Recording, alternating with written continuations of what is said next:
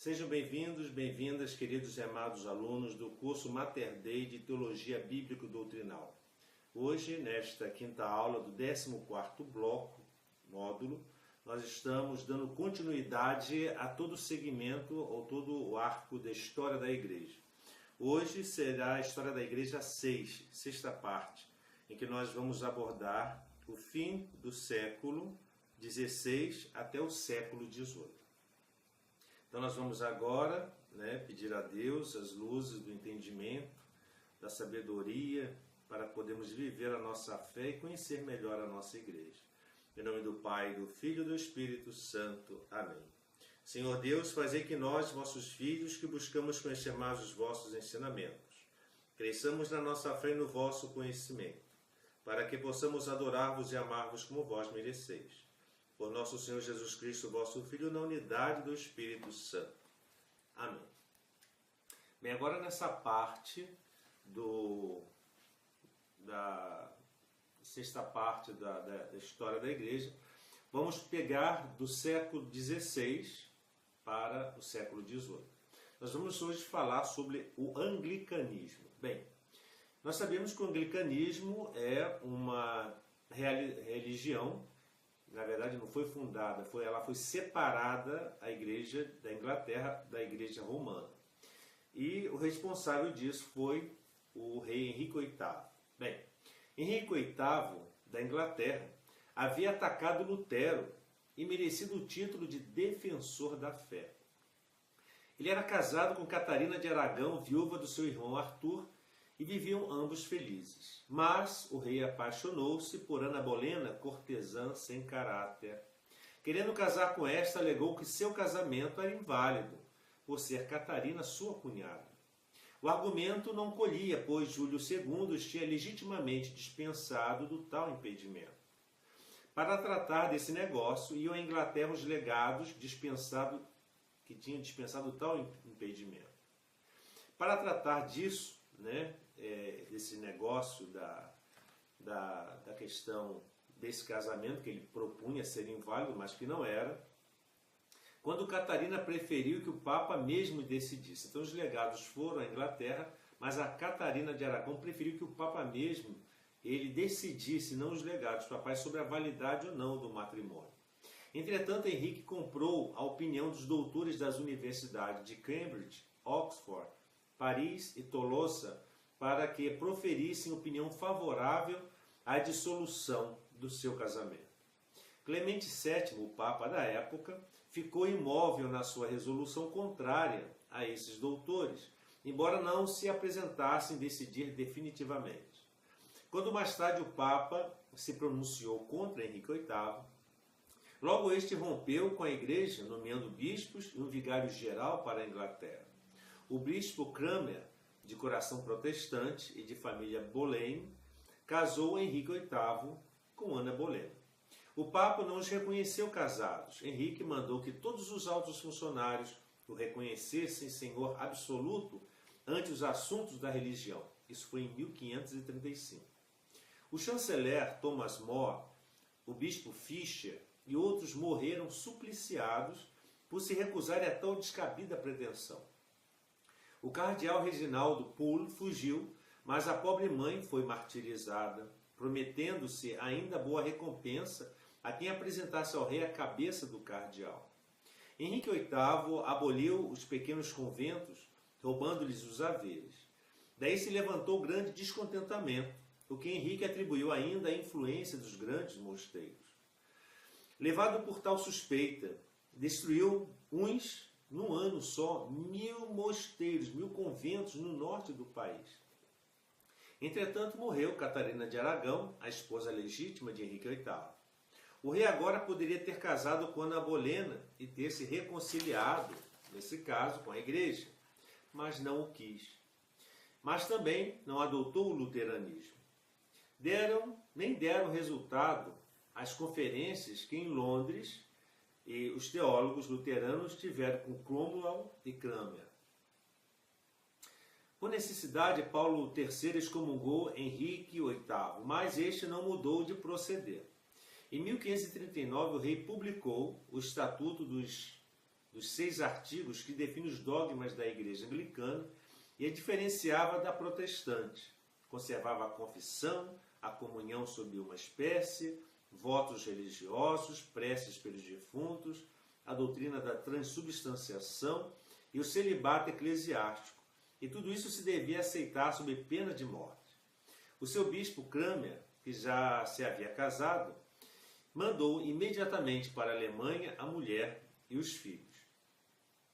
A leitura da Bíblia só se concedia aos mais notáveis. Católicos e luteranos foram perseguidos terrivelmente.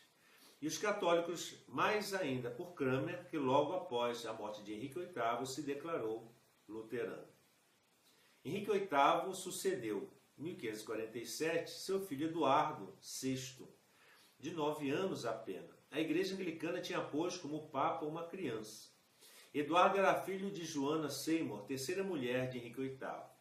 O conde Seymour, tio de Eduardo, e Cranmer, ambos protestantes e ministros do reino, mandaram buscar professores apóstatas, alemães e italianos.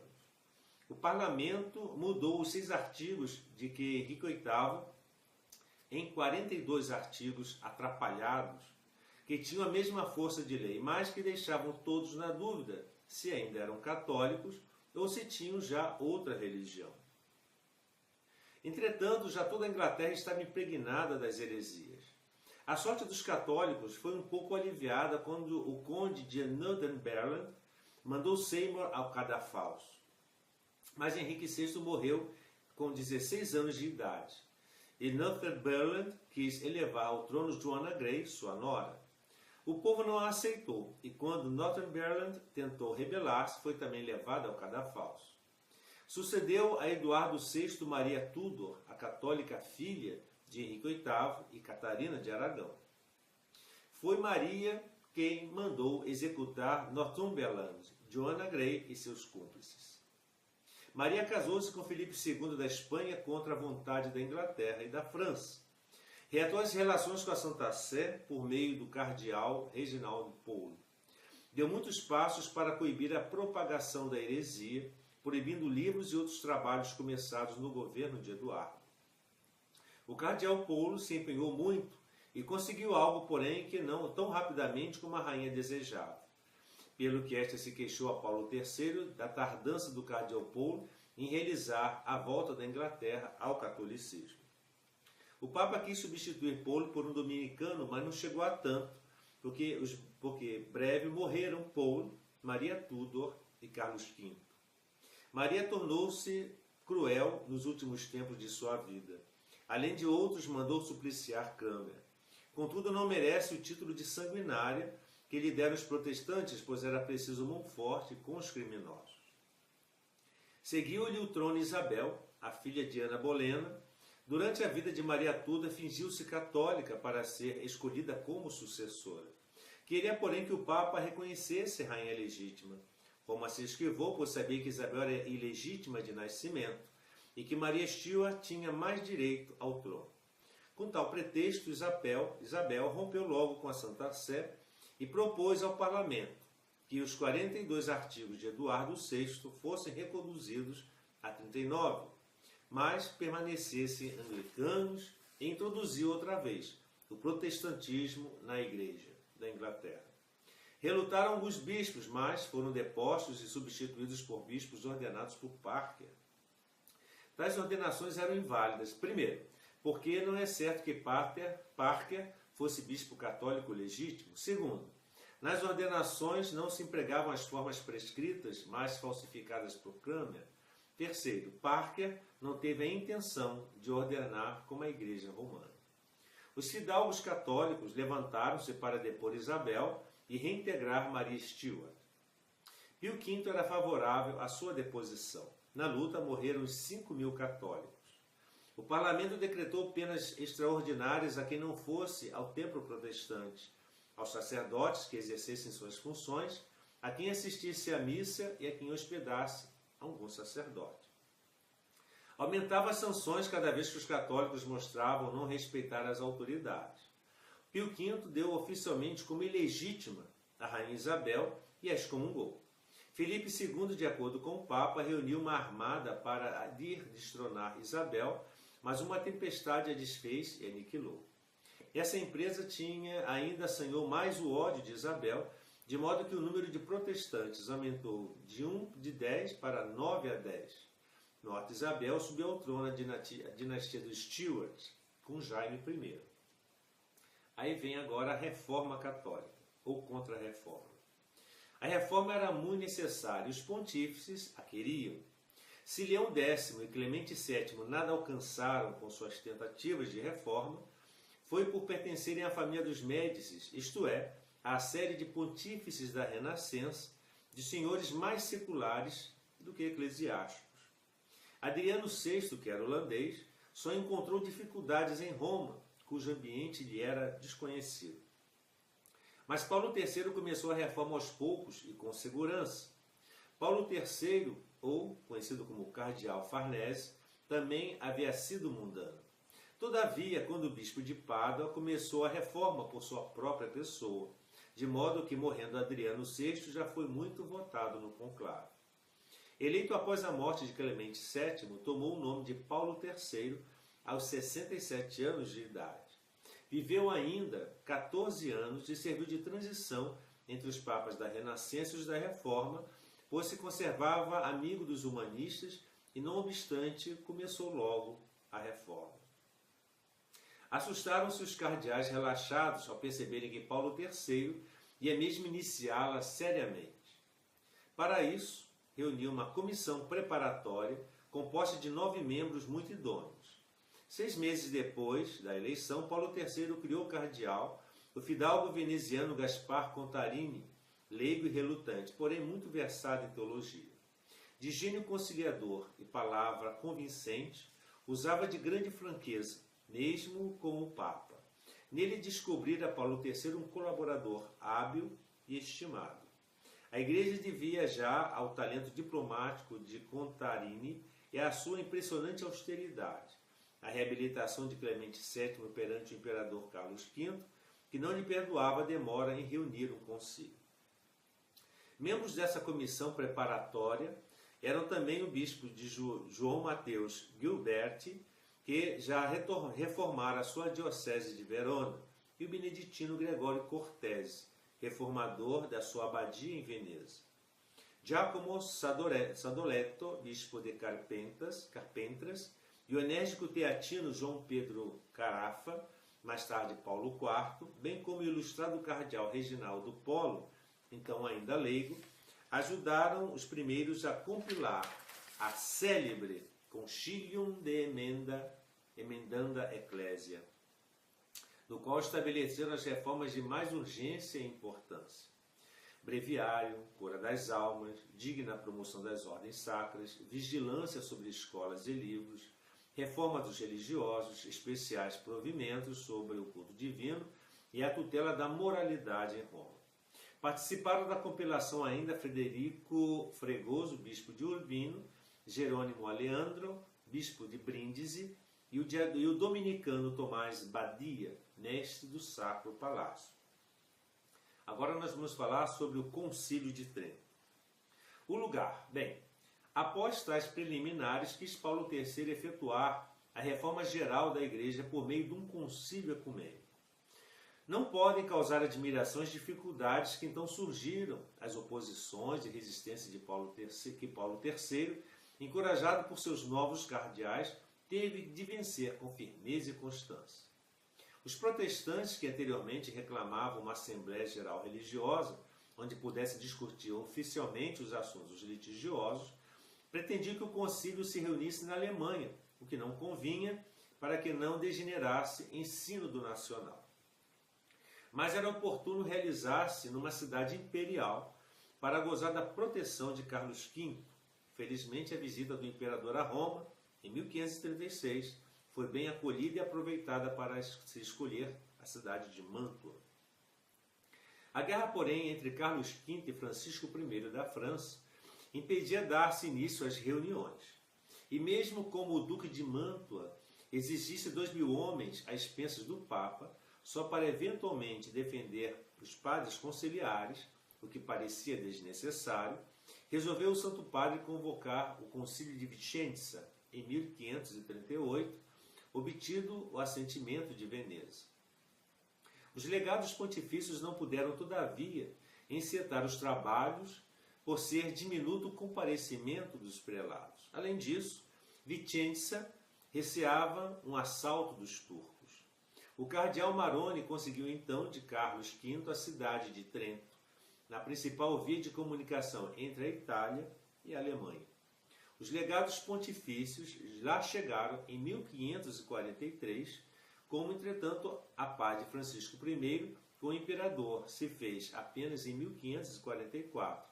Só em 1545 se abriu o concílio, cuja sessão inaugural se realizou aos 13 de dezembro.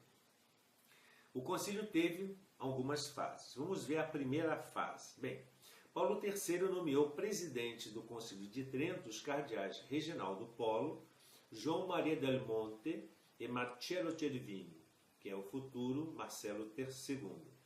Resolvidos os assuntos de precedência e ordem das discussões, foi estabelecido o voto pessoal, concedido também aos abades e superiores gerados religiosos e assegurada a liberdade no uso da palavra nas propostas e votações. Os protestantes reunidos em Worms, nesse mesmo ano de 1545, decidiram não se apresentar ao concílio, porquanto este deixava de ser livre, desde que apadrinhado pelo Papa. Esse desprezo impossibilitou-lhes, desde logo, a conciliação com a Igreja. Esperando ainda a aproximação dos hereges, os papas conciliares prosseguiam lentamente nos trabalhos. Nas primeiras sessões apenas se estudou e estabeleceu que o concílio promulgaria sobre cada assunto cânones dogmáticos e disciplinares. Os teólogos e juristas estudariam a matéria sob ambos os aspectos, apresentariam as conclusões aos prelados doutores, para depois os resultados subirem às congregações gerais, que lhes dariam a forma de decretos para a definição solene. A quarta sessão foi dos mais importantes e talvez a principal. Nela se declarou a autenticidade da Vulgata Latina e se reconheceu como fonte da verdade a tradição. Determinou-se também a maneira de se imprimir e interpretar a Bíblia. Da quinta sessão formou o assunto pecado original, sua existência, a perda da graça santificante, sua comunicação e consequências para todos os homens e a libertação dele pelo batismo, apesar de permanecer a concupiscência. Revestiu-se de grande importância a sexta sessão pelo momentoso escopo. Qual era? Estatuir com precisão a doutrina da justificação. A sessão foi retardada por meses em vista da guerra de Chamálcada. Examinaram-se cuidadosamente a essência, as causas, os efeitos da justificação e os erros opostos e se firmou com exatidão a doutrina católica. Na sétima sessão tratou-se dos sacramentos em geral e mais em particular do batismo e confirmação, pontos atacados pelos pseudos reformadores. A oitava sessão estava marcada para 21 de abril de 1547, mas não pôde realizar-se em Trento. A peste que lavrava nos arredores vitimou alguns teólogos, apavorando assim o pessoal do concílio. Parecia razoável usar-se da faculdade concedida anteriormente por Paulo III, isto é, relativamente à mudança de local em caso de necessidade. Transportaram-se então para Bolonha os membros do concílio, deixando magoado o imperador, e também Paulo III não se achava satisfeito por ver a situação melindrosa em que se achava perante o soberano. Em Bolonha, as duas sessões realizadas, ou seja, a nona e a décima, não tiveram promulgações solenes. Assim, pois, resolveu Paulo VI suspender o concílio por algum tempo, até setembro de 1549. A segunda fase do concílio. Bem, em novembro de 1549 morreu Paulo III, e após longo e difícil conclave, foi eleito João Maria del Monte, que tomou o nome de Júlio III, travando relações amistosas com o rei da França e Carlos V, conseguiu reabrir logo as sessões do Concílio de Trento, a 1º de maio de 1551, e reatar o fio dos trabalhos no mesmo ponto em que haviam parado. A 11ª sessão do Concílio estabeleceu a ordem das matérias a estudar e fixou para setembro a 12ª sessão. Esta foi prorrogada por se querer esperar os prelados alemães que já vinham aparecendo pessoalmente e dispensando procuradores. Assim, na 13ª reunião, se fez a esperada promulgação dos decretos disciplinares estudados em Bolonha e em Trento. A solene definição dos dogmas da presença real de Jesus na Eucaristia, da transubstanciação, do culto eucarístico, tempo e modo da comunhão, sem tratar da controvérsia sobre o trapo espécie, a qual desejava estar presentes os protestantes. Prosseguiram os labores conciliares sobre a confissão e extrema-unção, na 14ª sessão, em novembro de 1551, e numerosas reformas. Os legados dos príncipes protestantes chegaram só em janeiro de 1552, mas todos desavindos ocasionaram a prorrogação da sessão 15ª, e enquanto se esperavam novos legados, Maurício I da Saxônia se revoltou contra Carlos V, o que levou os prelados, na assodada sessão 16ª, a suspender o concílio por 2 anos, visto como estavam expostos aos ataques das tropas revoltadas, pois que Maurício pretendia um concílio independente do Papa. Aí nós temos a fase da suspensão do concílio. Essa suspensão do concílio foi prolongada por 10 anos. Além de outras causas, nela influiu a morte de Júlio III em 1555. A brevidade do pontificado de Marcelo II, que foram somente 21 dias, e a malograda tentativa de Paulo IV, cardeal Carafa, que experimentou uma reforma sem concílio. As intransigências de Paulo IV e as inimizades com a Casa da Áustria provocaram uma investida do Duque de Alba contra a Itália. Nós temos agora a terceira fase do concílio. Finalmente, o cardeal João Ângelo Médici, tio de São Carlos Borromeu, foi eleito após uma vacância de 4 meses. Foi ele, Pio IV, quem enviou os cardeais Gonzaga, Oscio e mais 3 reencetar os trabalhos do Concílio de Trento em janeiro de 1562. Na sessão de abertura, ou seja, a 17ª sessão, se organizaram as comissões e se distribuiu o material de estudos. Um decreto da sessão 18ª visava a censura dos livros e uma exortação conclamava os irmãos separados à concórdia e à reconciliação. Na expectativa da chegada do cardeal de Lorena com os prelados franceses, os padres conciliares preferiram adiar a 19ª sessão, mas, respeitando a oposição dos espanhóis, celebraram-na bem como a 20ª sessão, sem promulgar definições nem reformas. Na 21ª sessão, trataram da comunhão sob ambas as espécies, declarando não ser de direito divino senão para o celebrante da missa. E quando na reunião seguinte, na 22ª sessão, consagrada às definições dogmáticas sobre o sacrifício da missa, voltaram ao mesmo assunto, preferiram deixá-la ao ouvido do Papa. A presença do cardeal de Lorena, Carlos de Guise, e dos bispos franceses acentuou as divergências com os espanhóis. Ao mesmo tempo, o embaixador imperial não cessava de apresentar, em nome de Fernando I, novos planos de reforma, nem sempre aplicáveis a todos os países. Surgiu também a controvérsia sobre a jurisdição episcopal que os espanhóis e franceses derivavam contra os italianos, diretamente de sua divina instituição. Eram ainda uns laivos nos concílios de Constância e Basileia. Em março de 1563, morreu o presidente do concílio, o cardeal Gonzaga, e com os gerais aplausos foi nomeado o cardeal João Morone. Logo se entendeu pessoalmente com Fernando I, prometendo-lhe acatamento às imperiais propostas de reforma, declarando-lhe a intenção pontifícia de reformar a Cúria Romana e pedindo que não entravasse a marcha do concílio. Assim foi possível chegar-se a ótimos resultados na sessão 23ª, dedicada ao sacerdócio cristão e ao sacramento da ordem.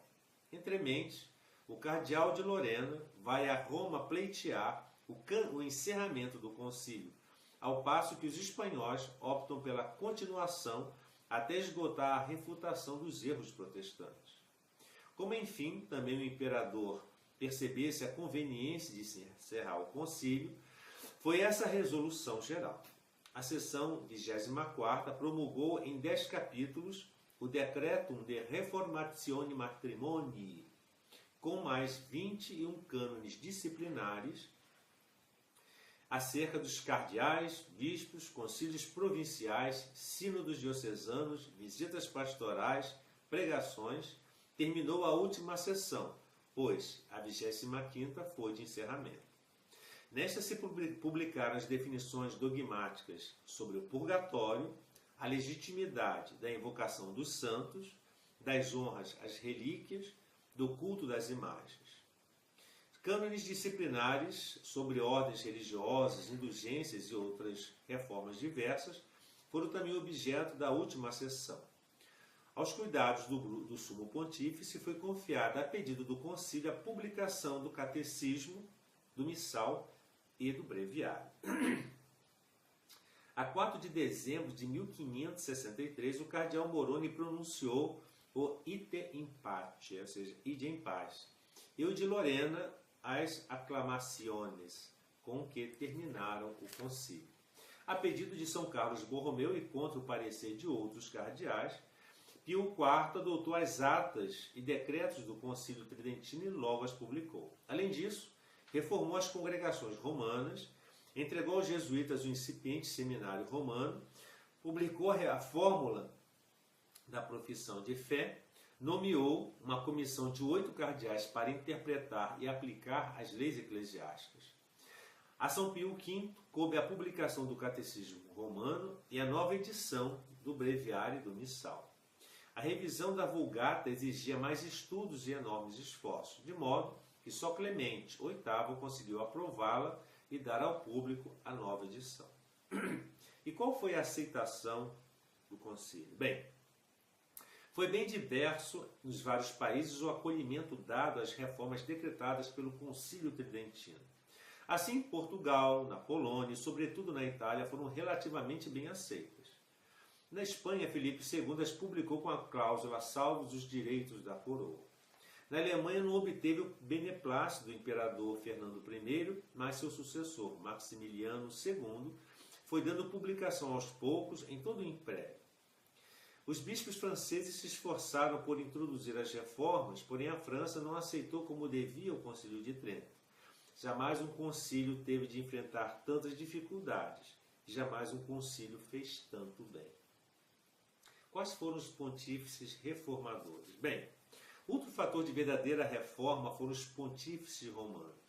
O sucessor de Leão X foi Adriano VI, de caráter nobre e completamente devotado às causas da Igreja. Mas nem sua austeridade agradou aos romanos, nem ele encontrou na Alemanha correspondência às tentativas de reforma. Clemente VII, primo de Leão X, prometeu a Carlos V dar início ao Concílio Geral. As circunstâncias não lhe permitiram. Paulo III, o organizador do Concílio de Trento, começou a reforma por sua pessoa, já em Pádua, mas sempre conservou certa dose de nepotismo. Júlio III continuou as reformas por meio do concílio. Não teve ensejo Marcelo II de nelas prosseguir, pois reinou somente 21 dias. O bem-intencionado Paulo IV, que tanto se esforçara para a convocação do concílio, preferiu experimentar suas enérgicas reformas, independentemente do penoso tridentino. Pio IV teve a satisfação de levar a bom termo a última fase do concílio, aprovar-lhe os decretos e pô-los em execução. São Pio V, o dominicano Ghislieri, último papa canonizado daquela época até João XXIII, austero para consigo e afável para com todos, foi quem renovou a cidade de Roma quem publicou o Catecismo Romano, o Breviário e o Missal reformados. Apoiou os soberanos católicos por toda parte, principalmente Maria Stuart, contra seus perseguidores. Carlos IX da França, embaraçado pelos huguenotes, e Felipe II da Espanha, em luta nos Países Baixos. Enfim, a todos juntos auxiliou na Batalha de Lepanto, em 1571, em que os turcos, vencidos, perderam o gosto de novas investidas no litoral do Mediterrâneo. Isso para vocês verem como não era fácil governar naquela época. Gregório XIII, conhecido como Hugo Boncompagni, profundo conhecedor do direito civil e eclesiástico, reformou o calendário em 1582 e fundou em Roma o Colégio para ingleses, gregos, armênios, maronitas, judeus e húngaros, sendo que estes últimos passaram a estudar com os germânicos no instituto fundado por Santo Inácio de Loyola e grandemente dotado por Gregório XIII. O colégio romano, começado igualmente por Santo Inácio, tanto se desenvolveu com a proteção papal que se transformou na famosa Universidade Gregoriana. Sisto V, ou seja, o cardeal Félix Peretti, que era franciscano, talentoso, enérgico e ativo, acabou com o banditismo nos estados pontifícios. Embelezou Roma, transportou para a Praça de São Pedro um obelisco egípcio, levantou um hospital, terminou a cúpula da Basílica de São Pedro, construiu vários edifícios, entre os quais o da Biblioteca Vaticana. Reorganizou as congregações da Cúria Romana, aumentando-as para maior presteza e exatidão nos despachos. A edição da Vulgata não publicada foi depois recolhida em vista das emendas ainda necessárias. Bem que Sisto V houvesse excomungado Henrique IV da França, não se deixou arrastar pela política espanhola contra os Bourbons. Os três papas seguintes reinaram pouco tempo. Urbano VII reinou 13 dias, Gregório XIV 10 meses, Inocêncio IX 2 meses. No pontificado de Clemente VIII, o cardeal Aldobrandini converteu-se Henrique IV, de modo a ser pelo Papa reconhecido como rei da França. Em 1600 concedeu um jubileu para estudar e dirigir a questão da graça, controvertida essa questão da graça entre os jesuítas e os dominicanos. Criou a congregação de auxílios, ou seja, dos auxílios. Escolheu novos cardeais de grande erudição, como o oratoriano Barônio e o jesuíta Roberto Bellarmino. A atual edição da Vulgata foi aprovada por Clemente VIII. A Leão XI, que reinou 25 dias, seguiu-se Paulo V, Camilo Borghese, douto, mas infeliz na luta contra a República da Veneza, cujas leis não reconheciam um foro eclesiástico para clérigos criminosos, nem os direitos da Igreja na administração de suas propriedades. Como aumentasse a obstinação de Veneza, apoiado por Paulo Scarpi, foi lançado o interdito sobre a cidade. Das multas contra quem obedecesse a Roma só se livrariam os jesuítas, capuchinhos e teatinos. Os demais continuaram celebrando. A mediação da França reduziu Veneza à submissão sob cláusulas, entretanto, pouco agradáveis à Santa Sé. Na Alemanha, Paulo V foi mais feliz, reunindo os católicos em torno de Fernando II e afastando o perigo do predomínio dos hereges em toda a Europa Central. Gregório XV, Alexandre Ludovisi, aumentou a Biblioteca Vaticana, criou a benemérita Congregação de Propaganda Fide e fixou definitivamente o modo de se proceder nos escrutínios do conclave. Urbano VIII, Marfil Barberini, erudito e protetor das letras, mas tão nepotista como desastrado em sua política favorável à França, em seu pontificado ocorreu a Guerra dos 30 Anos, a separação definitiva entre Portugal e Espanha e o encerramento do processo de Galileu. Inocêncio X castigou os Barberini, maus sobrinhos de seu predecessor, mas caiu igualmente na tão nefasta proteção dos parentes, especialmente uma cunhada, os quais direitos se negaram até a custear-lhe o enterro. Alexandre VII, Fábio Chigi, que lhe sucedeu, continuou a luta já iniciada contra o jansenismo. Acolheu solenemente em Roma a rainha Cristina da Suécia, filha convertida de Gustavo Adolfo. Em seu pontificado, deu-se na Praça Farnèse um motim de guardas pontifícios com soldados franceses da guarda do embaixador Crequi. A morte de alguns destes elevou o encontro à importância de assunto internacional em que os Quigui tiveram que se humilhar perante o jovem Luís XIV. Clemente IX, Giulio Rospigliosi, já idoso, auxiliou os venezianos contra os turcos, nomeou bispos para tantas sés vacantes em Portugal e restabeleceu a paz entre a França e a Alemanha. Clemente X, Emílio Altieri, octogenário, reinou ainda 6 anos quase inóculos. Inocêncio XI, Bento Odescalchi, homem de altas virtudes, inimigo do nepotismo, fazia justiça ao clero e ao povo. As liberdades galicanas, porém, e as imposições de Luís XIV jamais se curvou.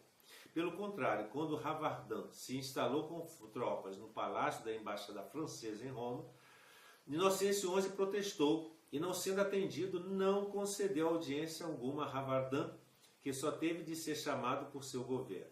Foi no pontificado de Inocêncio XI que João Sobieski obteve as grandes vitórias sobre os turcos. Agora, os papas do século XVIII. Não podia a cátedra de Pedro, no meio de tantas doutrinas subversivas, deixar de sofrer as terríveis consequências. Daí serem muito laboriosos os pontificados dessa época. Os últimos papas do século XVII foram Alexandre VIII, famoso cardeal Ottoboni, de 1689 a 91, e Inocêncio XII, cardeal Pignatelli, de 1691 a 1700, com os quais melhoraram as relações religiosas da França. Foi Clemente XI, o cardeal Albani, de 1700 a 1721, o primeiro do século XVIII. Viu-se logo em dificuldades com a guerra da sucessão na Espanha, cujo rei Carlos não deixara herdeiro masculino. França e Áustria atraíam o Papa. Como este se inclinasse, a princípio, pelos Bourbões, logo o imperador José I mandou atacar os estados pontifícios. Aceitando então as intenções da Áustria, quando já Felipe V se apossara da Espanha, rompeu este com a Santa Sé. Novas perturbações advieram a Clemente XI pela tirania de Vítor Amadeu, rei de Sicília, o qual usurpava direitos eclesiásticos. Penas canônicas o puniram. A indelicadeza com que desprezaram o protesto do Papa contra a ascensão de Frederico de Brandemburgo e rei da Prússia, e com que, na paz em Londres, se deu as 2 Sicílias a Carlos III sem consultar o pontífice, bem mostra o espírito de tão calamitosos tempos. Inocêncio XIII, o cardeal Conte, de 1721 a 1724, ajudou os venezianos e malteses contra os turcos e se esforçou para regularizar a situação religiosa da Espanha. Suportou imposições tais que terminou por admitir no colégio cardinalício o péssimo Dubois e o intrigante Alberione. Bento XIII, o cardeal Orsini, de 1624 a 1730. Para ser mais independente na escolha dos cardeais, caiu no desagrado de Portugal, que pretendia tais honras para Bique, núncio em Lisboa.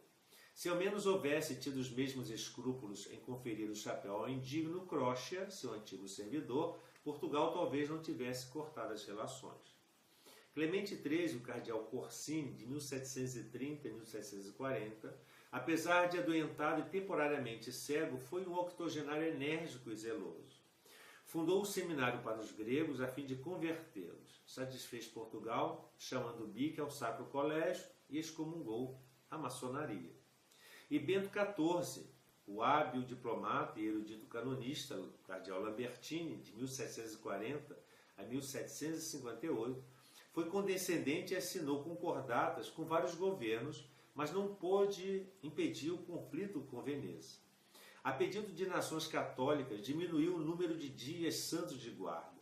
Confirmou a excomunhão contra a maçonaria e se preocupou muito com a situação dos católicos na Silésia e na Alemanha, principalmente no tocante aos processos matrimoniais e aos casamentos mistos.